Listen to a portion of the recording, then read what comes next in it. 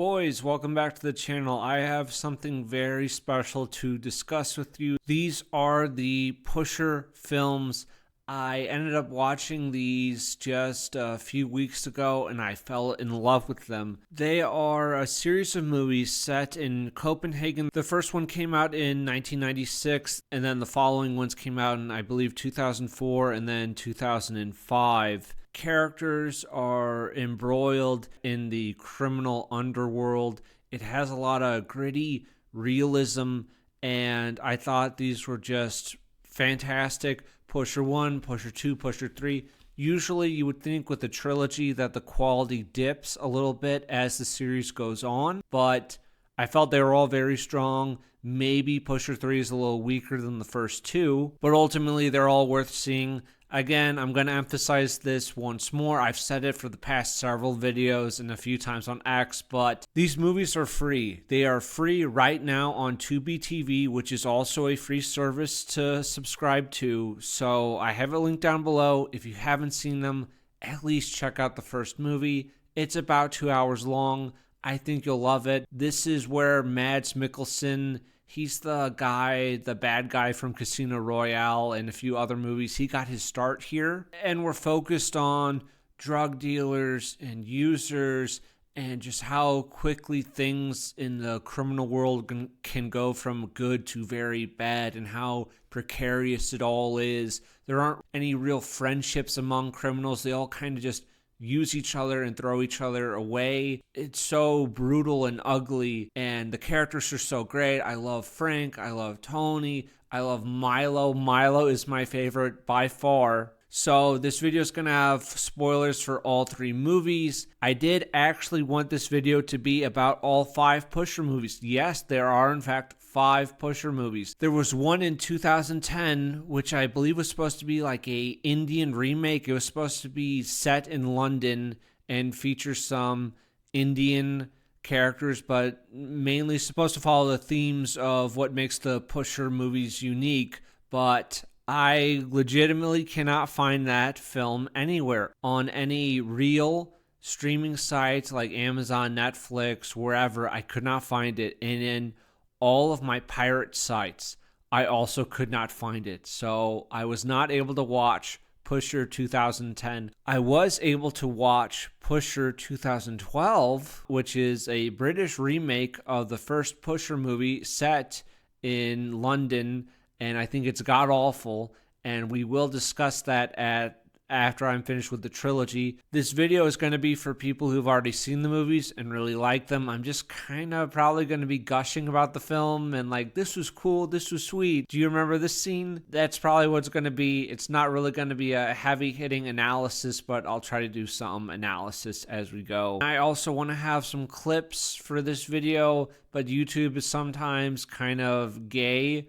when it comes to that, and it'll like flag you if you have 5 seconds of copyrighted material. So we'll see how that goes, but there are quite a few clips that I wanted to have for this, so hopefully it happens. And how did I find out about these movies? Well, it was actually pretty random. Just on YouTube, randomly, there was a music video, and it had for the thumbnail Mads Mikkelsen from Pusher 2 when it's green and he's looking into the mirror and he's drinking a bottle of vodka. That was the thumbnail. Yeah, it was just this little music video. I'll link it down below. It's kind of silly. Just seeing that and scenes from Pusher 2 made me go, wow, I actually do really want to see this. So that's what made me watch Pusher 1 and 2 and 3, and I thought they were all fantastic. And hopefully the week after this, I'm going to feature 3 other movies from the same director. The guy who did the 3 Pusher movies also made Drive. He also made this movie Bronson, Only God Forgives,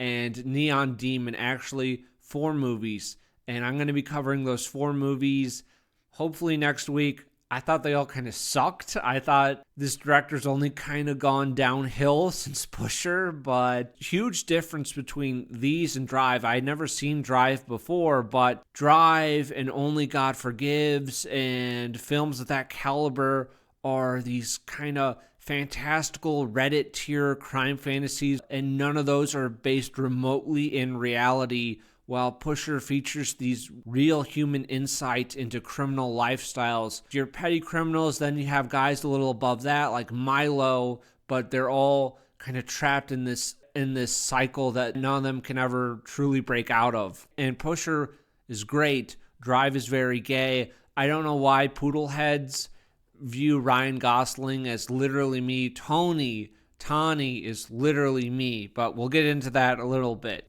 Okay. Har du en lille bil, ja, udenfor, ja? Har du nøglen, ja?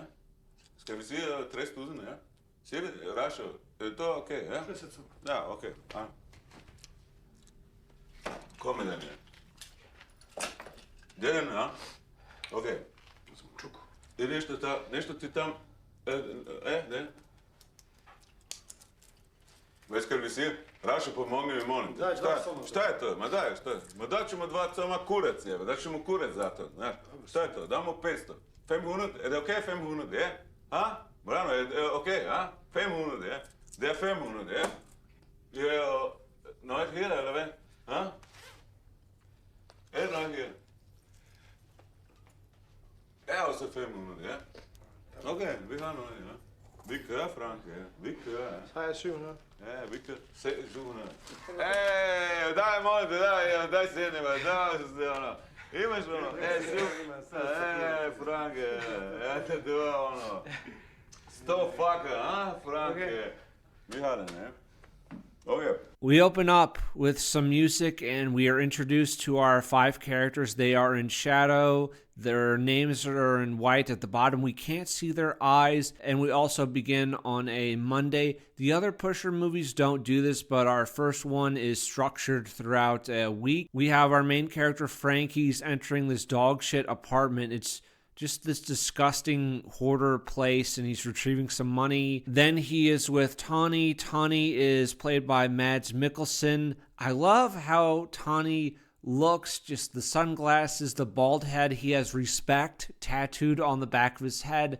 It's so classy. They go to this guy's apartment to do this drug deal. The guys claim that they don't have all the money, so Frank pressures them. The guys call him back in, and Frank ends up cheating them on the deal by giving them less than the amount of money that they do actually have. But that's just how business is done. They tried to screw Frank over at first by promising they had more money than they actually had. After this, we get introduced to Vic. I like Vic. I'll make comparisons when I get to the 2012 version, but Vic in 2012 is cast very wrong, but she looks good here. She's pretty. She has these kind of big, deep, sad eyes. She's also a junkie, and Frank is her dealer slash boyfriend. That's their relationship. And she's kind of cute, and she also works as a prostitute, but while she's cute, she's also maybe not as pretty as she may have once been because of the drug use and the lifestyle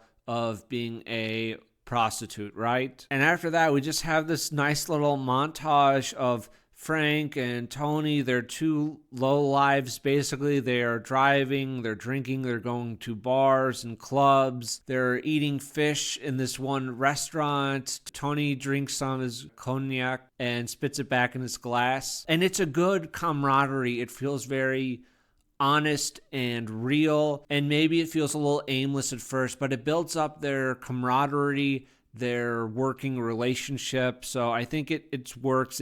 It's needed. They go to a nightclub, try to hit on this one woman. She has ample cleavage. It doesn't go well, but they're just having a great time. We got to Tuesday. This guy from Frank's past shows up. He got out of jail and he's asking for drugs. Frank is actually $50,000 in debt to Milo, who is this Serbian guy who is a bigger drug dealer. I guess he's a mid-level crime boss, I guess. Like, he has people that work for him. And while Milo isn't on street corners trying to peddle drugs, he's just maneuvering the drugs from, I guess, a bigger distributor to low-level guys like Frank. But Frank is in debt to him. Milo agrees to supply drugs for Frank in this deal as long as he comes back immediately and pays him what he's owed. This might be really small, but just little things like this made me love the Pusher movies Milo wants Frank to help out with moving this fridge into a car because they have to give this fridge to Milo's daughter. Frank just leaves without helping moving the fridge after promising that he would help.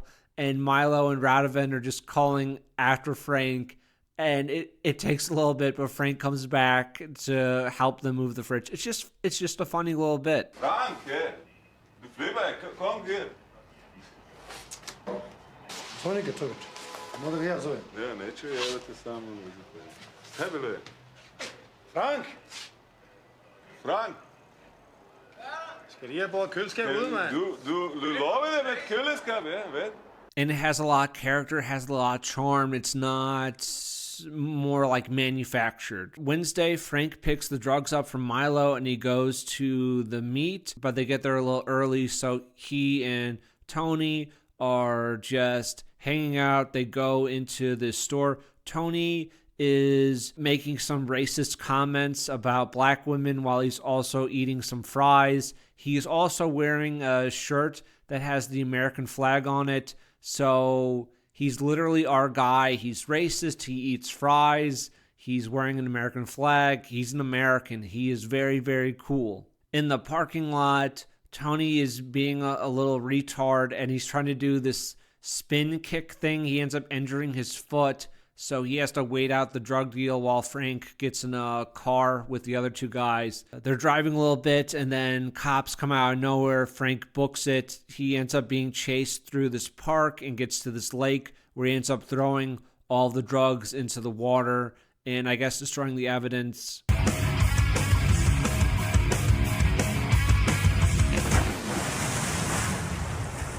I love that there's this music playing, and then the second he hits the water, music cuts abruptly.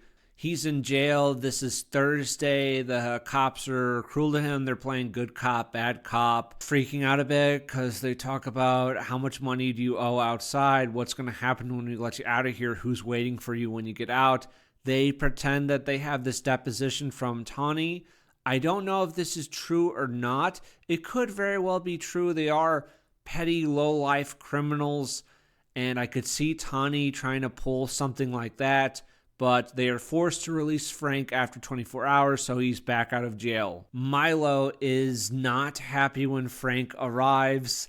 I love this little scene with Milo, Radovan, and Frank, and Milo is pretending like, what are you talking about? We had a meeting? I don't know what you mean, Frank. Har jeg haft din aftale? Det kan jeg ikke huske. Den aftale kom til at gå med pengene, ikke? Rasha, kan du huske? Det kan jeg ikke huske. Har vi haft din aftale, eller hvad? Frank owes even more money now because Milo says that Frank just fed him a bullshit story because the cops didn't officially charge him with anything. So Milo thinks that Frank ran off with the drugs to either sell them and he's pretending that something happened. So things are a little more desperate. Things are heating up for Frank. After this, he finds Tawny in a bar and just beats him with a bat. He doesn't kill him here. I thought at first that maybe he had killed him, but this is a incredibly brutal scene. He's just really laying into Tawny, and he doesn't even know for sure that Tawny betrayed him, right? The cops said we have a deposition from Tawny, which may or may not be true. They may have just known that Frank is the guy who runs around with Tawny, but Frank doesn't really give a shit here. And he leaves Tawny in this broken, bloody, huddled mass on the floor of this bar. Then Radovan comes by. I loved Radovan too. Radovan, great character. He has like a strong screen presence. You know, he's just like a good, I guess, character actor. Like in an old Western, you would have like a heavy who is a bad guy, and they don't have to be like the greatest of actors. Not that I think Radovan did a bad job, but just their physical presence says and does so much, and that's how Radovan felt. But Radovan was sent here by Milo to go around with Frank to collect money. So they go to this junkie that owes Frank. The junkie doesn't have any money that he can give Frank. Radovan pulls out the shotgun and says, we're going to make the junkie rob a bank just to try to get some money. I don't know if loan sharks or that type of people would actually try to force junkies to rob banks. I guess like it's something, right? If you can't get anything out of these people, you might as well force them to rob a bank, and they grab a few $1,000s, and it's better than you getting literally nothing, I guess. But this was just insane, where the Frank and Radovan keep fighting about what bank they're going to have the guy rob, or look at this guy, there's no way he can rob a bank, give him some drugs before he robs it. No, he can have a line after he robs it. And the guy just puts the shotgun in his mouth and kills himself. Holy shit, man. That was such a what the absolute fuck. So good. Okay, giv manden en streg. Hvis Jeg man kan skal få bruge en en streg, streg, få gør mine penge, så kan jeg få en streg, ikke før. Kom så, prøv at kvart i 4. Så skal jeg afsted. Så er det væk.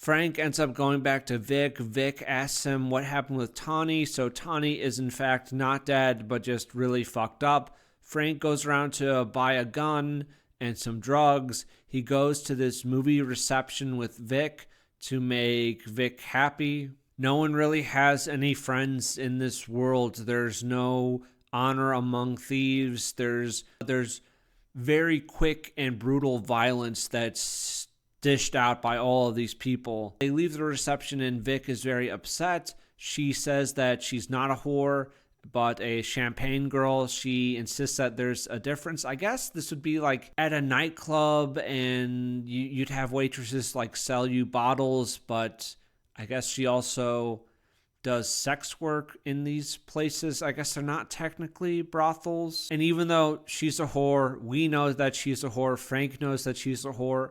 She doesn't think that she's a whore, and it's sad. She's pitiable, right? She's definitely this pitiable little thing. And Frank just goes off on her and is yelling at her. And also, when Frank is with Vic, he does not comfort her when she says that she can be anything. He doesn't correct her or encourage her.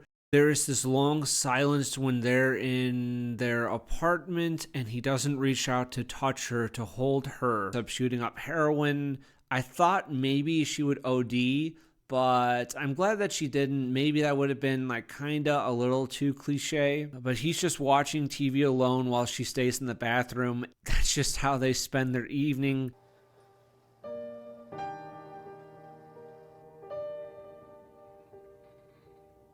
It's Friday. She is asleep on the couch. They did not sleep in the same bed together. He turns the stereo on and makes her laugh. He's doing a little dancing. Oh, and earlier, I forgot to mention, but he had sent a woman on a trip earlier in the film to go make this drug deal, and the woman that he was counting on has not shown up yet. He calls Milo and asks for an extension, which he gets, which is great news for Frank, but Milo says, "You're only getting an extension because I trust you. If you don't show up again, you're not going to be able to walk."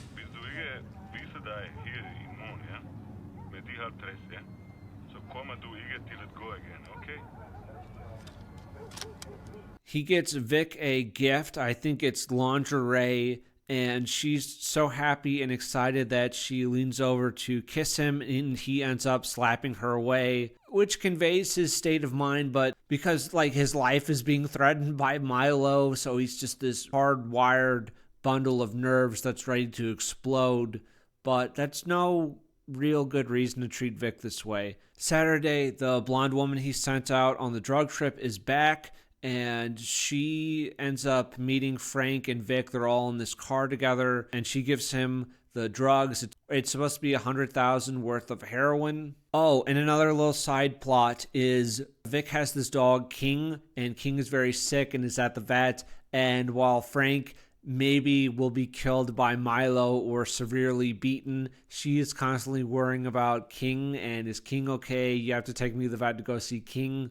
It's good. But while he's talking with this woman, Radovan shows up, and Radovan makes her and Vic leave. So Radovan, him, and a third Serbian guy are in the car, and Frank offers him the 100,000 of heroin. It's actually lactose. Frank and Radovan both share a little laugh. It was a good try. So Frank was actually hoping to cheat Radovan, but when he gives him the second package of drugs, which he believes is actual drugs, it's actually baking powder, and Radovan grabs him by the neck and he throws the drugs away and says that Frank owes $230,000 in 2 hours. And the woman he sent to get the drugs did not get real drugs, so now he's actually really fucked again, and stakes are even higher now. Jeg har 100 gram hvid heroin, der er for 100.000. Har du det? Hvad har du fået det fra? Vil du have dem? Ja. Selvfølgelig er det det.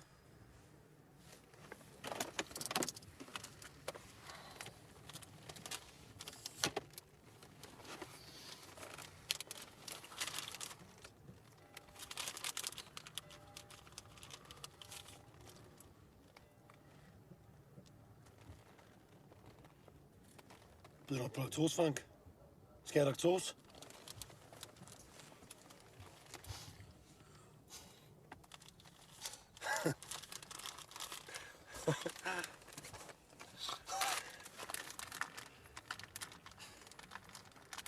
Det er Viks. Sødt, siger du? Sødt, siger du mig ikke komme med.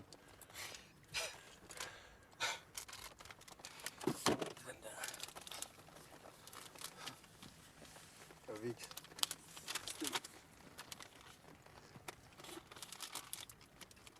Okay.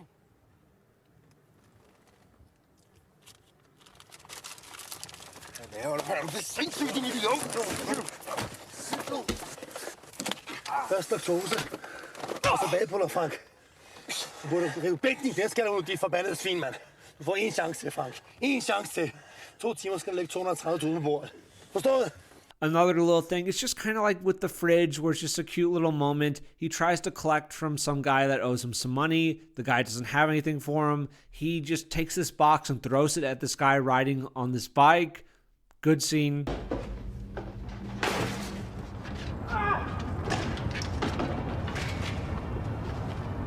I did miss Mads Mikkelsen at around this point. He's just completely dropped out of the film after the bar scene. Yeah, I kind of missed him, but this is more of like Frank. We're really honed in on Frank and Frank's desperation. Goes to his mother for money. She has $6,000, which he takes. He rejects her hug when she reaches out to him. Frank is very distant from affection or physical touch. I believe he even said to Tani that he hadn't even had full-on vaginal sex with Vic, but Vic had just given him blowjobs. Vic had tried to kiss him before. He slaps her away. He won't accept a hug from his mother. There's something there. Rita is the name of the drug mule, and she says that the dope is actually in Amsterdam. He goes to this gym and robs the guy that he was supposed to buy a gun and some drugs from. He ends up having to pull the gun and back his way slowly out of this gym while people are trying to surround him. Has this good freak out in the car, and then it's Radovan. Radovan and pals show up, and they're just walking in the darkness. Frank offers Radovan $30,000 if he lets him go, $50,000, and it's just silence, just the sound of their footsteps, and it's great. Frank keeps offering money, $59,000, and we get to Milo. This is one of my favorite scenes in the Pusher trilogy, but definitely for this film. Milo is asking about the money, and how much money do you have, Frank? How much money do you have? He gives the keys to his car,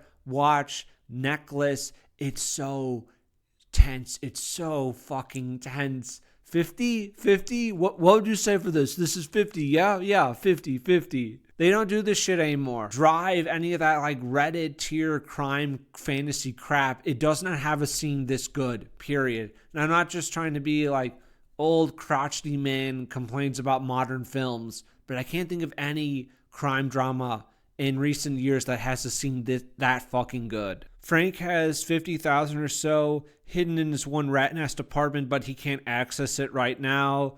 And Milo just goes, Frankie, there's always a problem.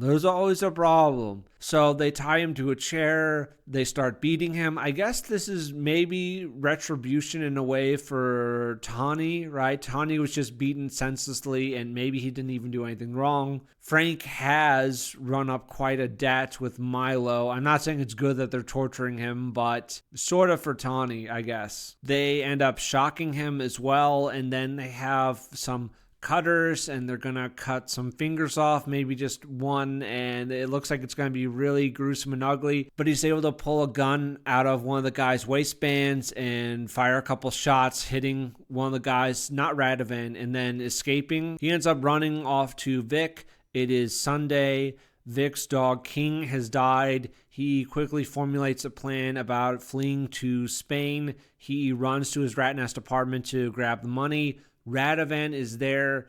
It seems like this was just a weird coincidence, or maybe Radovan was staking the place out, but he had like a whore with him, and he almost kills Radovan, but he doesn't because the whore's watching and he just can't do it. After this, he ends up going to a rave so he can sell his remaining drugs.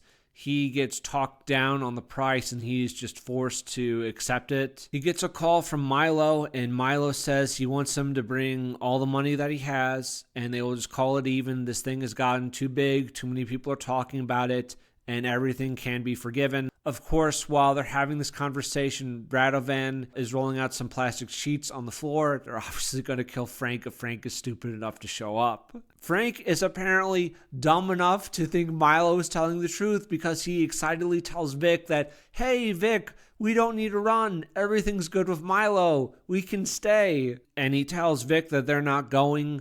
And she just has this deadpan expression. She was really looking forward to Spain, starting over. Maybe she wouldn't have to be a prostitute there or a junkie, whatever life that she imagined for herself and Frank, her drug dealing boyfriend that also beats her. But she imagines that there's some kind of future there. She grabs the money and she's bolting, and we're simply left with Frank on this dark street thinking of ways out. Just there's this little montage of him trying to figure out what to do, and we end right there. Our ending is not particularly optimistic for Frank. We, the audience, know that if he runs back to Milo, he will absolutely be killed. Vic is not picking up her phone when he's calling her. He doesn't have Tawny to run to. He already took money from his mother. He's a dead man in Copenhagen, and now he has no cash whatsoever. It's certainly not optimistic, but I felt it was gritty and realistic, and I love this so much. There were so many good performances, and it was just this grounded in realism film, and Milo stole the show for me. So many of his scenes were excellent, but especially at the end, when they're counting up all the money that Frank has and it's just not enough. That was it for Pusher 1, and now we will get into Pusher 2.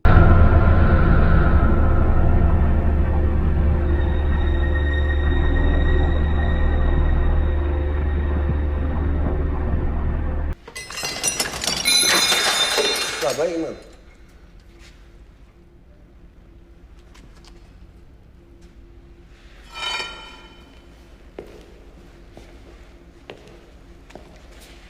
Hvad?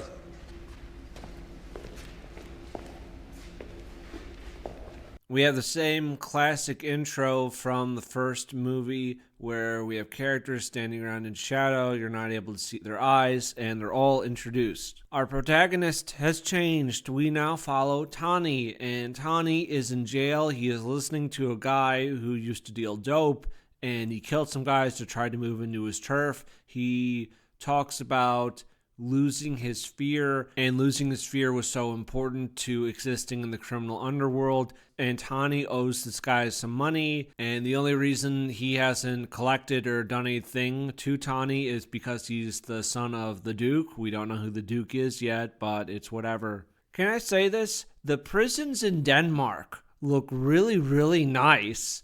Just like he's got a little lamp. It's like a little apartment, really. I know this guy is like in for life, but compared to American prisons, this is pretty nice. Like, I'm just saying, like, If you're going to go to jail somewhere, doing it in Denmark, it doesn't sound like the worst place to be. So to settle his debt with this guy, he ends up punching some dude in the yard, and these guys then just beat the shit out of him. I guess this guy just wanted that guy punched in the face, so whatever, he got Tani to do it. Then we cut to Tani out of jail. He gets dropped off near this car mechanic place. There's a garage, and he walks through the doors of the garage, and all these guys know him, and he walks through the doors of the garage with his arms raised in triumph. He's out of jail. Have you ever honestly seen a Zoomer raise their arms in triumph?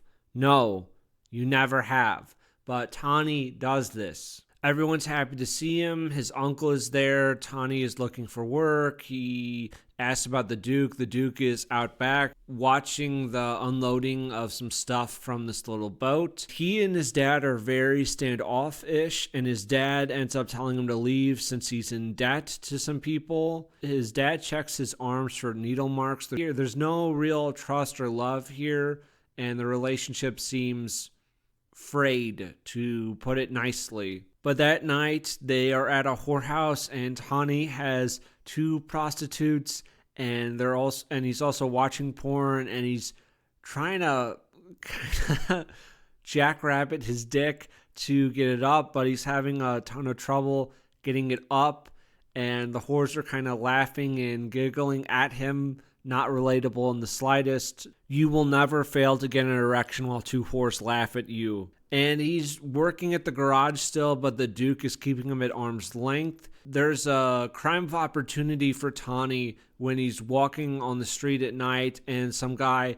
just parks his Ferrari, leaves the door open and the keys inside to go run into some place, and he decides, fuck it. So he steals the car and he drives it back to the garage, and he's so excited and happy. He thinks that this is going to be his ticket to get in with the Duke, and the Duke is going to be so pleased with him that he stole this really expensive car. All of the guys are really concerned, and they just tell him, get rid of the car, get rid of the car, get rid of the car. But Tani doesn't want to hear it. He thinks that he's done great. Like, look at me. Look at this great opportunity that I brought in. But I guess for Ferraris and high-end sports cars, they have like computers or like tracking built in. So they're just very difficult to steal, and they just can't do anything with it because they would have to find a seller to deal with stolen cars and everything. But they get orders for what cars they want stolen and shipped to whoever is buying them. You don't come to these guys with random cars because a Ferrari, like, that's going to stand out. And what is Tani really looking for here? He's looking for a little respect, and I'll talk about this a little more, but the guy has respect tattooed on the back of his head, and he gets no respect from anyone in this film, and it's sad. Man, this movie cut into me deep. Like, we could be in Norway right now committing petty crimes and having wacky adventures like in Pusher, but we're not. This is an excellent scene where the Duke throws a wrench at Tani. Tani is slowly backing away. He just wanted to give his dad a gift. The Duke is advancing on him, and they are moving around the entire perimeter of the garage. And the Duke is so small in stature compared to Tani, but you can see the fear and apprehension in Tani when he's looking at his dad, and his dad's a little guy, but he's very, very afraid of him. Du er bare en gave, mand. Du er bare en gave, mand.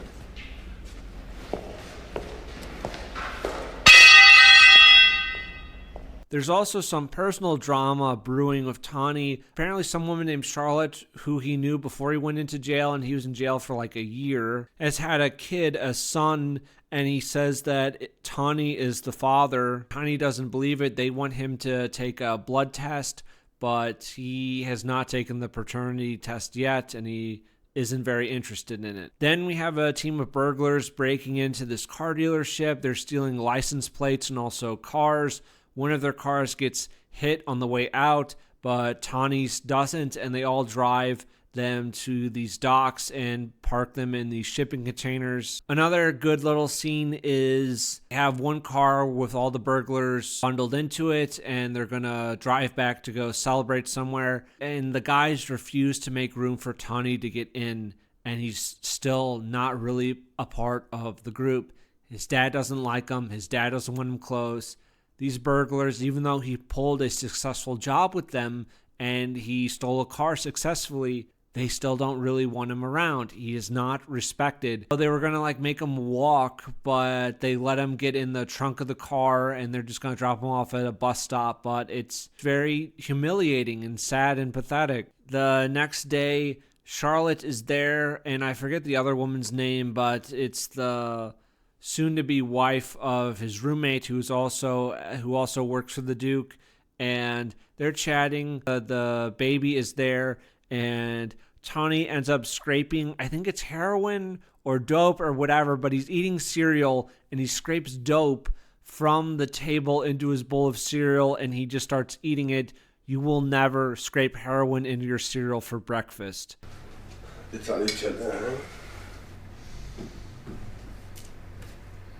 He still won't take the test, but he decides to go into work and to tell the Duke that he is a dad and he really wants his dad to be proud of him, that he's a father and he has a son. And his dad doesn't really give a shit. His dad doesn't care at all. His dad also has another son, I forgot to mention, named Vladimir. Vladimir, the other son, is everything to him. His uncle is proud of Tony and says congratulations, but that's really not enough for Tony. He really wants the Duke's affection and the Duke's respect. He wants to be the Duke's son. The Duke talks about setting a good example for your kid. Tony replies, just like you. The Duke says, yeah, like me. Frygteligt barn, ikke?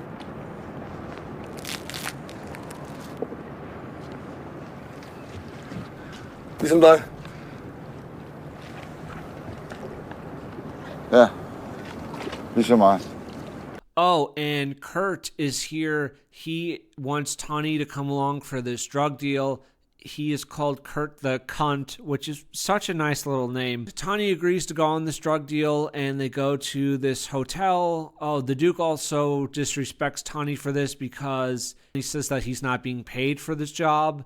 And the Duke says, you should be paid. You're working, right? Even though Kurt is your friend, you don't really do freebies, right? Everything must be paid for. There aren't friendships, there are business relationships. And guess who's at this hotel for this drug deal? It's fucking Milo. Milo is here. I was so excited. I was so happy. Milo asks him where Frank is, implying that Frank was not killed at the end of Pusher 1 and Frank is at large. No idea where. He easily could have just died in some other city in Europe. But Kurt doesn't exactly want to do the deal because the drugs aren't what he wants, and he's feeling a little pressured by Tony because Tony is speaking up and coming into Milo's side like he's trying to get in good graces with somebody. Kurt's using the bathroom a lot, and then there's a loud banging on their door, and Milo's already handed the drugs to Kurt, and Kurt ends up flushing all the drugs down the toilet because he thinks that the police are here. And it's not the cops.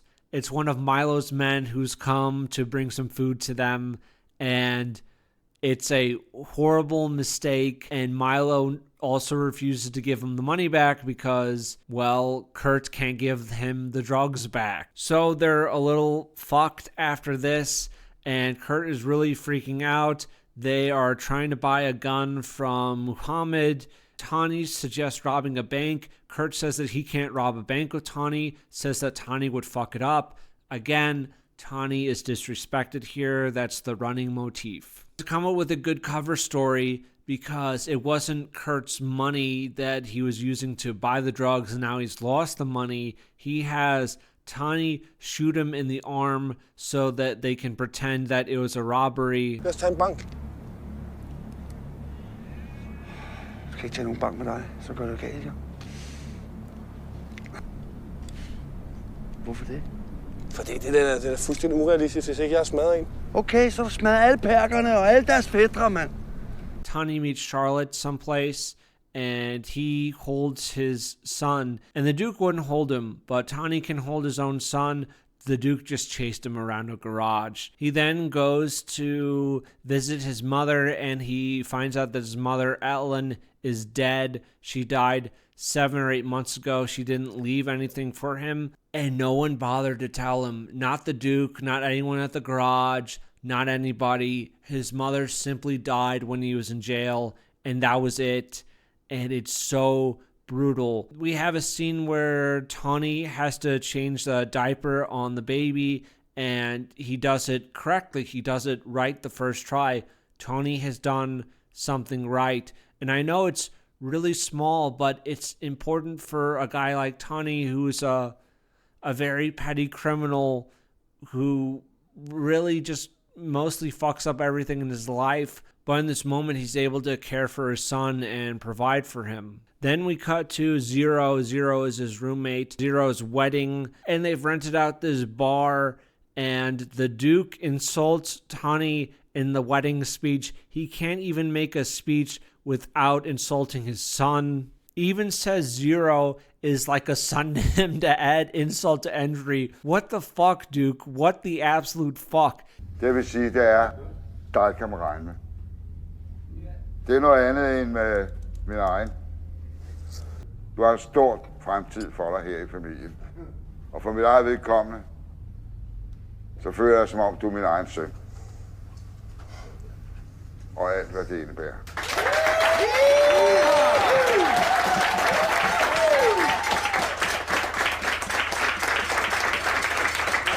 It's this super trashy, low-class criminal wedding where they have like a stripper and she's getting like fully nude and doing a strip show for Zero. Vladimir is also there, and he's like a 10-year-old boy, and he's also watching the whore do this. The bride and some of the other women are obviously upset. Clearly don't like that this stripper is here. Tawny goes into the bathroom, and he looks so upset in the mirror. Him looking into the mirror is so good. It is so unlike this Ryan Gosling crap where it's literally me. Tawny is literally me, but it's not in a fake autistic guy wears a scorpion jacket way, but more of a sad guy who really wants to be respected. Tawny is actually human. Ryan Gosling is a thing for Redditors and incels to latch onto. You will never drink vodka while staring at yourself in the mirror. You will never have your dad humiliate you in your friend's wedding speech.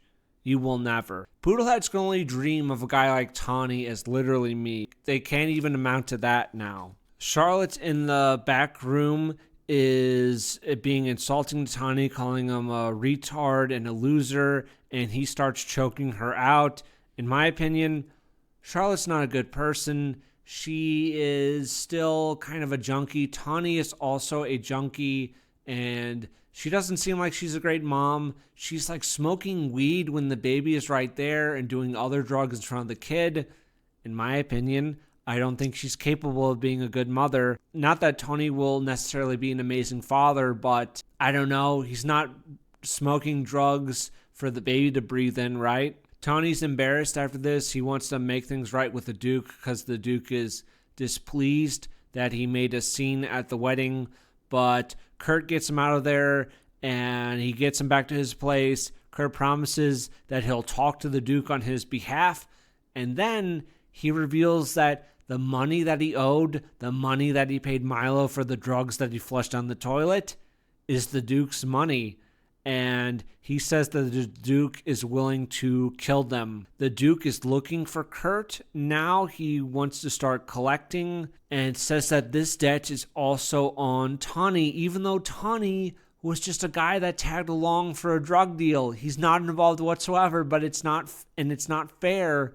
But it doesn't matter, that's not fucking fair. This is just how it is in the criminal underworld. So Kurt's new plan is to trash his place to make it look like a robbery, like the guys that they pretended shot and robbed him earlier also trashed his place, and that's why he doesn't have the money, and this will buy them a little time. Kurt even knocks out his girlfriend who's living there to make the robbery look more real.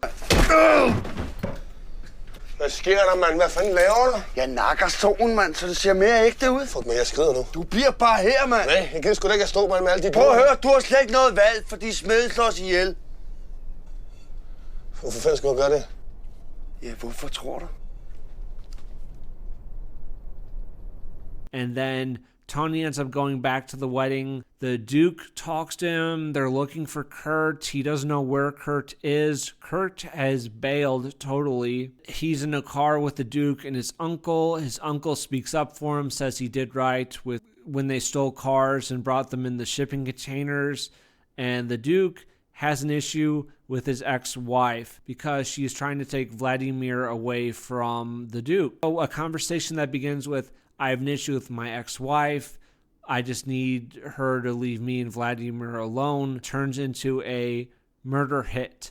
So Tony goes to Jeanette, the ex-wife, who works as a prostitute, and she tells him to get undressed, and she leaves him alone for a few minutes. He's just staring at himself in the mirror. Can he really do this? Can he actually go through with this? We then cut to Tony walking in night. Did he do it? He comes back to the garage, and the Duke is waiting for him. The Duke offers him a drink, and I thought at first, and I was kind of hoping that he had killed Jeanette, and this would be a way for him to bridge the relationship with his father, but he says that he couldn't kill her. I kind of wish that he did, but I think it works, and it's probably better that he didn't do it. The Duke slaps him. This is the first time that he's touched him in the film. He's never hugged him. He's never held him or anything like that. Tells him to get out, spits on him, and Tony just loses it. He stabs him and ends up killing the Duke.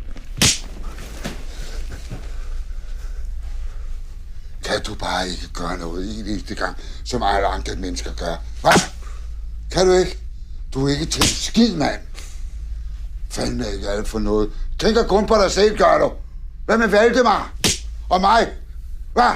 Skal han vokse op og blive ligesom dig? Med sådan en ludermor. Skal han det? Nu forsvinder du herfra. Du betyder ikke en skid for mig. Ikke en skid! Og har aldrig gjort det. Fy for satan. Lille lort. Fy for helvede.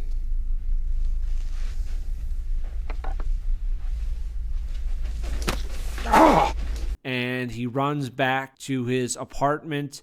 Actually, it's worse than that. The Duke says that Tony meant nothing to him, that he never did, and Tony is just crying his eyes out, and it doesn't matter. He's not respected. He's not loved. And his son is there, and when he's alone with the boy, he lifts his son up, and then he's running with him. They are on this bus, and Tony has little to no money and very grimy prospects, and we end right there. It didn't go as I imagined it would. It was mentioned earlier in the film that his son hadn't been given a name yet, and he still doesn't have a name. I was sort of waiting for that scene, but it never happened. Pusher movies follow a similar beat. You are a criminal, you owe some money, you have to pay it off by doing some bad shit. There's a series of petty crimes, you have some whore girlfriends, you have a very violent climax, then you have your ending, which is murky. The first is a little more pessimistic. I'm less optimistic about Frank's outcome. The second is somewhat more optimistic, but Tony has no friends. He has no money. He's still an addict. He has to somehow care for this kid. I do think he's trying, but perhaps that's not enough for his son. Also, his prints are all over the murder scene, so what are the odds that Tony just gets away with his kid, and his kid still needs like formula, and he's so young. What job can Tony realistically perform? He has a criminal record. I don't know if the guys at the garage would get rid of the Duke's body because they don't want the police snooping around their shop, and they just would rather not deal with that headache, so they would just remove the body and chalk it up to Tony doing it. I don't know if they would send people after Tony to kill him or what. I want things to work out for Tony and his son, but I just don't know if that can possibly happen. But I felt a lot for Tawny. He's just this desperate guy that really wants his dad to love and respect him. He wants respect from anybody, but Kurt doesn't respect him. His dad certainly doesn't. Charlotte doesn't respect him. Nobody respects him.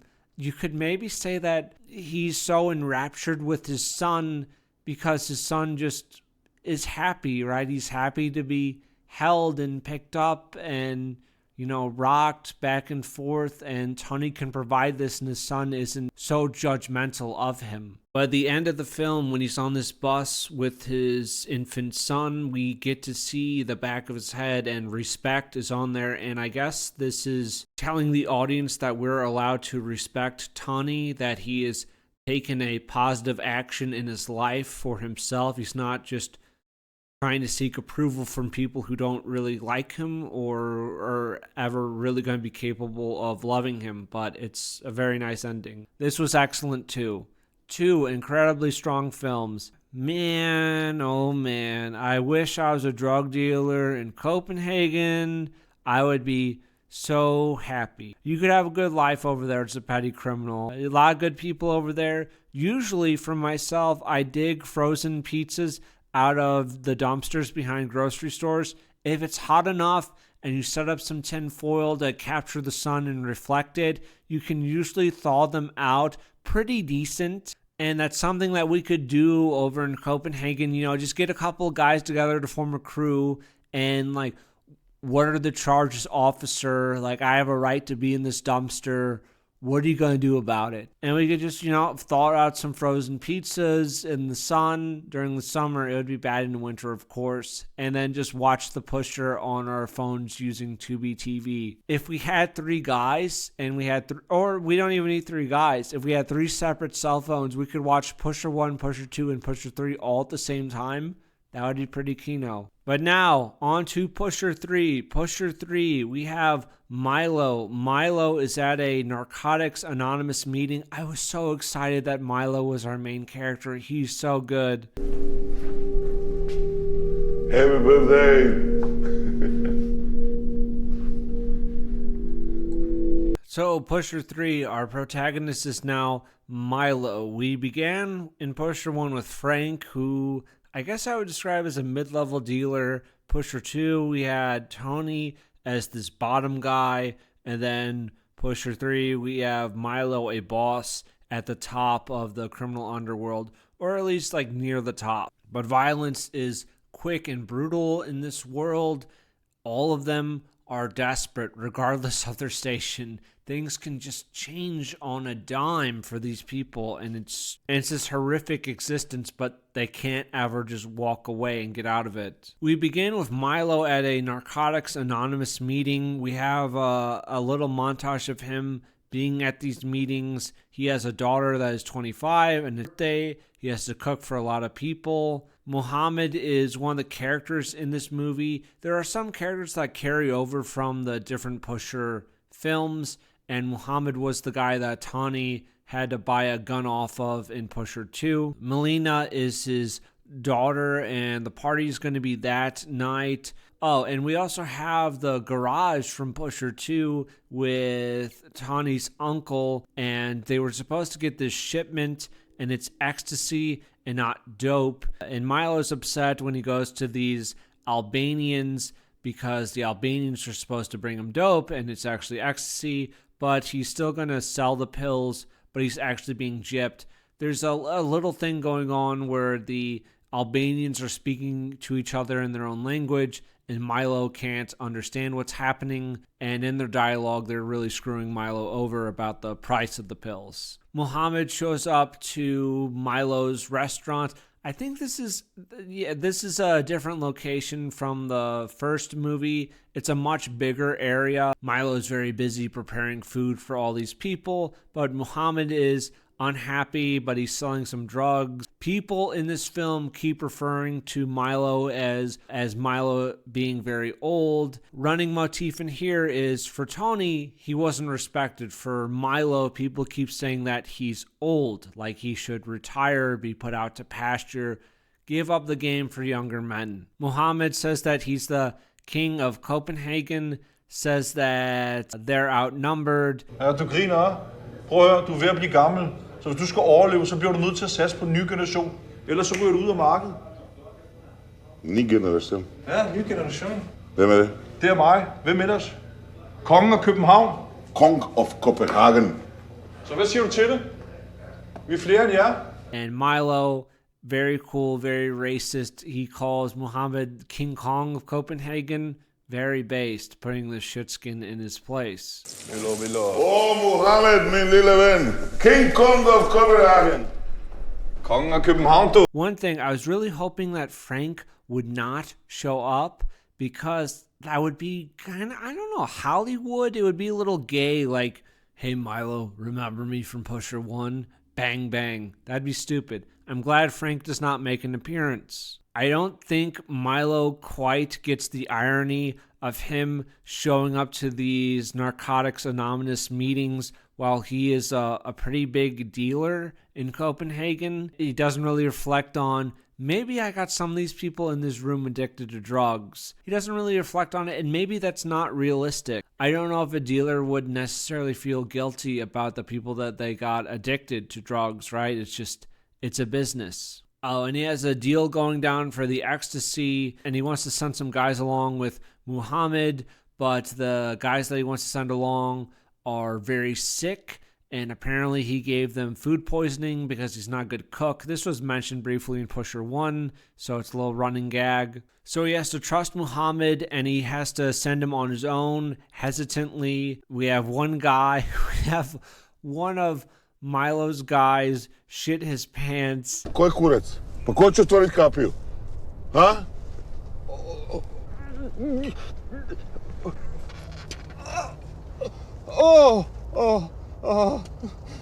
Ustra se u gaće.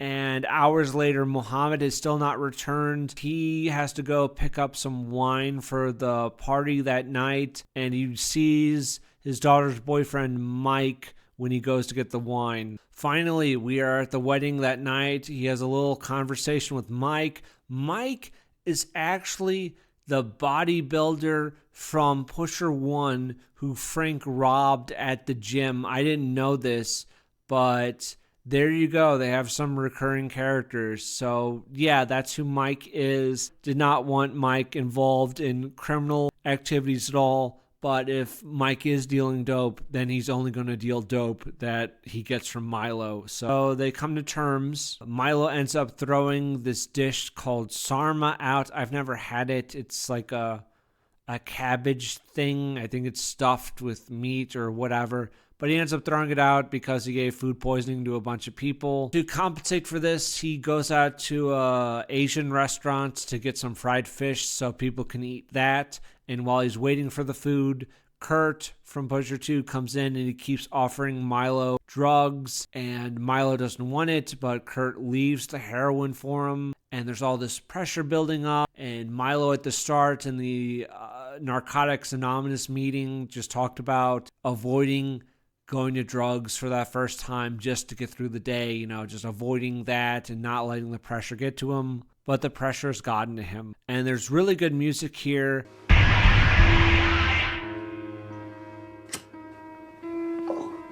And he does do it. He puts some heroin in a cigarette and he inhales that. He ends up coming late with some fried fish and they just end up throwing it out. At this point, I was questioning what the stakes were exactly. It's like, okay, yeah, people are saying Milo is old. There's the Muhammad drug deal and Muhammad hasn't reported back in.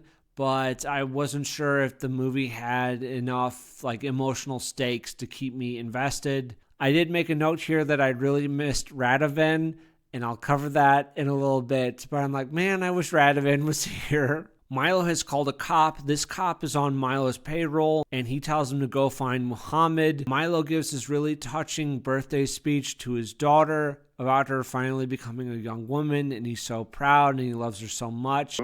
U tom trenutku sam si rekao, moram se briniti da ništa ti nikad ne zafali u tvom životu. Da uvijek možeš računati na mene. I nadam se da je tako i prošlo sve. kažem zbogom male djevojčici i da pozdravim jednu ženu koja kreće svojim putem. He then goes to meet with the Albanians. He does not have the money for them, and he cannot give them back the drugs because Muhammad is not reported in. They talk about they have a problem themselves that they need solving. They agree to get into business with each other and, hey, we'll forget the drug things if you solve this problem for us. But by doing so, we're partners. And Milo has a different understanding of partners than they do because the Albanians are now saying that Milo is subordinate to them and he works for them. We have one of the Albanian guys show up later that night at Milo's restaurant, and he has come along with one guy who is Polish and this girl who's also Polish. Their problem was a human trafficking problem, and this girl is very young. She's like 15, 16 years old, and they want to sell her as a prostitute in Copenhagen. The Albanian says that Milo now works for them, and he's being treated like an errand boy. Go get coffee, go get Cokes. Don't get a Coke, get a Diet Coke for the girl. She's putting on too much weight. Go do this, go for that. And he's totally emasculated and humiliated in his own restaurant, in his own business. And he doesn't have any of his guys here to put the Albanians in his place, so he just has to take it. He goes to the wedding. He talks to his daughter. I know some people might say that's a little too on his nose, that it's his daughter's birthday and it's her big birthday party, and this Polish girl that's about to be trafficked, it's also her birthday, or it's probably not really her birthday. But there's still definitely something there with these two girls and their birthdays. This really great line when Milo comes back with food and he brings out a little slice of cake for this girl and says, "Happy birthday." I was worried for a while that there wouldn't be high emotional stakes, but the second that the girl came into the restaurant and they said that, yeah, this is our problem and it's a human trafficking thing, the emotional stakes were there, so I was not disappointed in that way. Of course, the guy that's trying to traffic her yells at her and tells her to not eat the cake because he doesn't want her putting on the weight, and the little moment of happiness is, of course, shattered, and we just have this scared girl sitting at this table. And Milo is just darting back and forth between the restaurant and his daughter's birthday party. Melina talks to him about getting a better deal with the dope for Mike. He gets in a fight with her and they sort of make up, and he doesn't really want to fight on this day of all days. Jeanette from Pusher 2 came by and they tried to sell the girl to her. She's like a madam for prostitutes, but she wasn't interested in the girl because she was too young. She needs women in this business. I don't know if that was necessarily realistic for prostitutes. I feel like they kind of want the younger the better, as fucked up as that is. I think that's typically what they would go for, but she's not interested in buying the girl, so they're waiting around for another buyer. The Albanian guy leaves, and it's just Milo, the Polish guy, and the girl. The Polish girl tries to run for it. Milo chases after her, stops her, and he and the pimp force her back into the restaurant. The pimp is beating the shit out of her, and Milo can't take it anymore. Just the sounds of her crying keep cutting into him, and he goes in and he beats the pimp to death with a hammer. Then he sends the girl away. The Albanian mobster comes back, and he just smacks him in the back of the head with a hammer. That was great.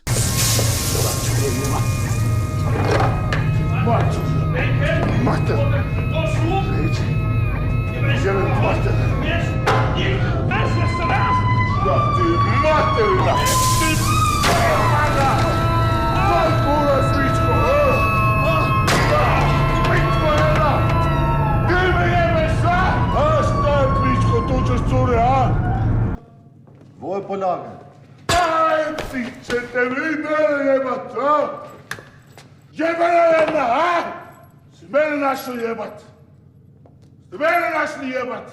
So he's got two bodies here. The girl has run off. She has her passport. I want to be optimistic. I really want to be optimistic here and think that she makes it back to Poland and her family and she's going to be okay. The cop he sent to find Muhammad is here, and Muhammad is actually tied up in the trunk. So he has the cop put Muhammad in his car and he drives off to a restaurant. And I could not fucking believe this, but he goes to this restaurant and it's Radovan. Radovan has a restaurant, which he briefly talked about in Pusher 1. There's continuity. It's so fucking good. I know Radovan is here as fan service. I know he is slop in the trough for all the piggies, and I greedily ate it up.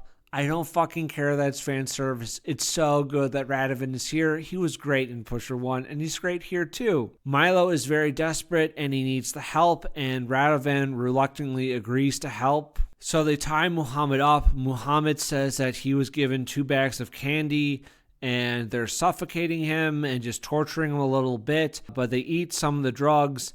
And it turns out it actually was candy. They got completely fucked by the Albanians from the beginning. But Muhammad calls Milo a junkie, and that's too much for Milo, so they put Muhammad in the freezer. And he and Radovan return to Milo's restaurant, and they're working on cutting up the bodies now. He is running errands around for Radovan here, like he was running errands around for the Albanians. But this isn't to humiliate him. This is to save his life and make the bodies go away. It's really nasty with them collecting blood and organs in a bucket. The Polish pimp that was lying on the floor was actually alive, so they have to finish him off. I was worried that the Albanian guy would also reveal to be alive, and Milo, in his heroin-induced states, just thought that he killed these guys, but he actually didn't fully kill them. But no, that guy's dead. I'm really glad that that guy's dead. And that's the entire night. They cut the bodies up. They push a lot of it down a food dispenser and haul the rest of it away. Radovan says he's still out of things. Then Milo returns to his home where his daughter is waiting for him and makes coffee for him. I just want to point this out. Look at the size of Milo's TV here. I know maybe this is kind of small, but he's a big time crime lord. He's got a lot of money, but look at the size of his TV in 2005, right? Holy shit. Oh, and Muhammad, who they put in the freezer and they just forgot about, he's got to be dead at this point. Several hours in the freezer, you're just fucking dead. So I guess Muhammad isn't coming back, which is great. I was thinking, if we just bought a few million freezers, I don't know how many Muslims are in Denmark, but, maybe it's a million something at this point, or even more than that. I would contribute to buying freezers for all of them, and we could just a freezer per Muslim, right? We could do that. That's achievable. There's no word about Tani or Frank in this, and that doesn't really matter. And we end with Milo smoking and staring at his empty pool, and that's it. The ladder that is leading into it, and also the ladder being the only way out of the pool, has one of its steps broken. I guess this is some symbolism about life and where he's going in the criminal underworld. He can't climb out of the pit, the pool that he's put himself in, and he's just staring into it, and maybe there's not going to be a clean way for him to get out of this, and he's just trapped down there. But I thought that was just a cute little piece of symbolism for the ending. None of the main characters die in these films. I thought at first that this would be perhaps the least impactful of the 3. Maybe this is. But the ending is still good. It's an ending like the first 2 films. We're still in a very bad spot. The Albanians are not going away. Milo is back on drugs again. He's an addict again. He's getting older. Like people have said throughout the film, he's old now. But for now, he's bought himself some time. His guys should be ready for work the next day, assuming they've gotten over their food poisoning. If they have to make war on the Albanians, they can probably do it. They have the element of surprise against the Albanians. It's achievable, right? He can maybe figure a way out of this mess. His daughter and Mike are going to, I believe it's Boca Raton for a few weeks or even a month. So even if it goes very badly for Milo, his daughter will be safe. Yeah, it's okay. We could compare these films to The Sopranos or to Breaking Bad for the Amerimut audience. It's like The Sopranos, but it has good acting, good writing, and cinematography. So it's really not like The Sopranos at all. Tony, it's me, your cousin who we never mentioned before. Oh, I'm out of prison. Oh, hey, here's this other guy who's out of prison again and we never mentioned before. Oh, it's the same plot again. My cock is so hard, I'm going to turn this steak into hamburger. Oh, that's 6 seasons of The Sopranos. I just summarized 6 seasons of the fucking Sopranos. I'm not trying to be contrarian. I do like The Sopranos, but it is perhaps a little overstated. Not as overstated as True Detective is for right-wing Twitter. That is so fucking overstated. It's not very good. You're a right-wing bugman. You like True Detective. It's okay. You can admit that. You're literally injecting estrogen as you're watching True Detective, and that's fine. Hey, man, that's okay. So, briefly discussing Pusher 2010, I decided to call it quits. I spent over an hour looking for a way to watch this film. I could not find it. Sorry. It was by an Indian, so it probably wasn't a big loss anyway. The cover did seem to replicate what the originals were going for, where you have all the guys standing around and they're kind of shadowy. For Pusher 2012, I actually did see this. We have a very gay cover. It's soulless. In fact, we have a man with 2 guns pointed at you, the audience, compared to the originals. Like it's supposed to be an action flick. There's no classic intro like for the original 3 movies where it's you're introducing a handful of characters. What is Pusher 2012? It's a remake. We have a lot of fast cuts. We have this fight at a club. Again, it's very similar plot point for plot point like Pusher 1, so I'm not going to go a lot of detail. I'm just really going to rant here. We have this Tony, who is not Tawny, but Tony, who is more crude and more retarded and less likable than Tawny. He is making out with a black tranny in the club. Cool, great. We have Milo, who plays basically the same role as he did in Pusher 1.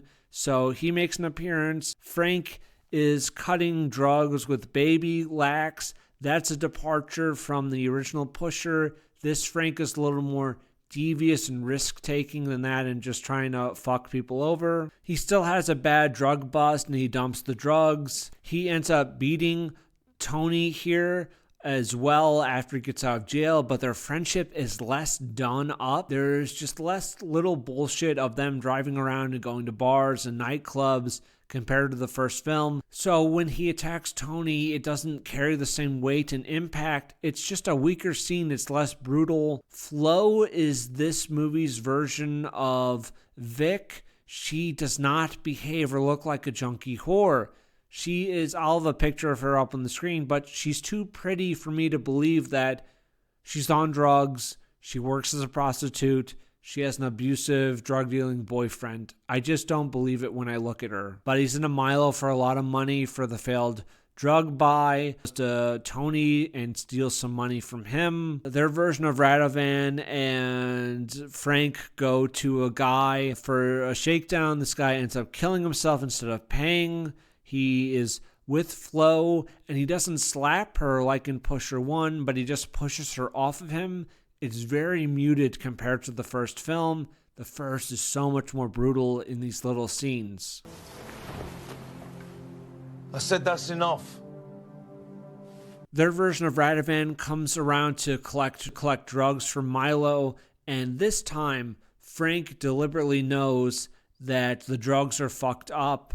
Whereas in the first one, he knows that the first bag is a fake bag because he's trying to cheat Radovan and that fails, but he's genuinely surprised when the second bag is also fake. This time, again, less impact because he knows for a fact that the drugs are complete bullshit. He buys 2 guns just like on the movie poster, and then he robs this rich guy at this party. He is fucking this chick while Frank comes in to rob him. He ends up robbing the whole party. It all just feels worse. He gets fucked over, and there's this money torture scene with Milo. It's just weaker. Hakan, that's the name of the Radovan of this movie, and Hakan comes to lock up, and he deals with Hakan, and then he's to escape with Flo. He's taking the money, and Flo taking the money and running off doesn't feel as good as the first film because the abuse isn't as harsh as the first as well. And her crying as the car drives away, and like she and Frank are looking at each other. I thought this sucked too.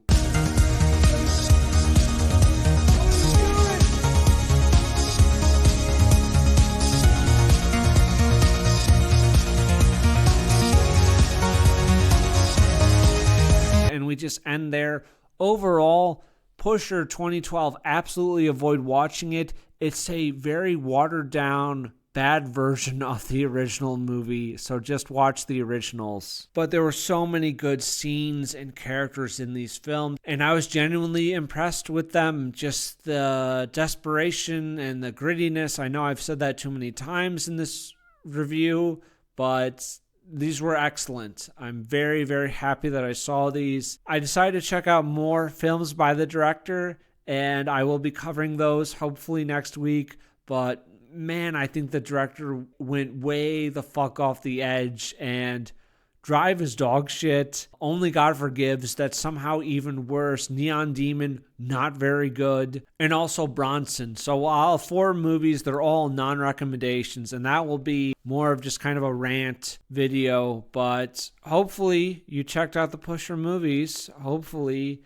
and you enjoyed them because they were very good. Excellent, you could say. Yeah, more movie reviews soon. I have some other movie reviews on the channel. I would recommend Jacob's Ladder if you haven't seen it for a psychological horror movie. The channel's just kind of a mixed bag. Thank you for watching. That's going to be it for me. White Pill Media out.